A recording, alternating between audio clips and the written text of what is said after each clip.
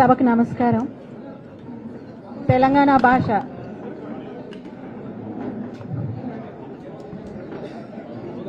తెలంగాణ భాష దినోత్సవం సందర్భంగా అందరికీ శుభాకాంక్షలు. గంగానది ప్రవహిస్తూ ఉంటుంది. గంగానది ప్రవహించేటప్పుడు తనలో మంచుని, ఆ తర్వాత అడవి గుండా ప్రవహిస్తూ ఆ అడవిలో ఉండే మొక్కలను ఆ తర్వాత మట్టిలో ప్రవహిస్తూ ఆ మట్టిలో ఉన్న ఔషధాలను దానిలో నింపుకొని ప్రవహిస్తూ ఉంటుంది. ఈనాడు అదే జరుగుతూ ఉంది. అయితే నేను ఒక కవితను చదవాలనుకుంటున్నాను. కవితకు బాగా ఇష్టమై ఉంటుంది కవిత. బతుకు జ్ఞాపకం.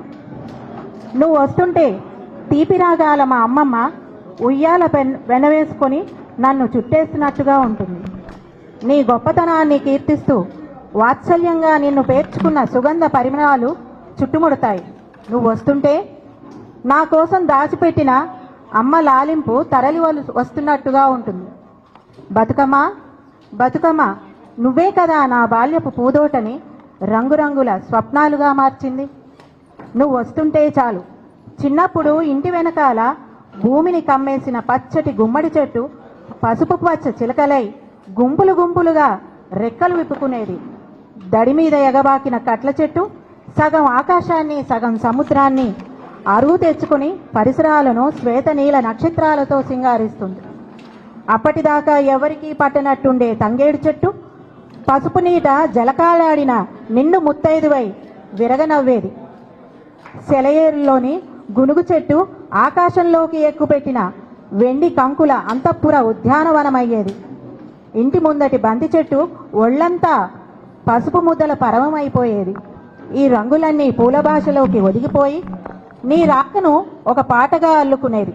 నా చిన్నప్పటి స్నేహితులంతా రంగురంగుల ఓణీలు చుట్టుకొని జ్ఞాపకాల వరదల్లో ఈదుతూ వచ్చి నన్ను అమాంతం చుట్టేస్తారు.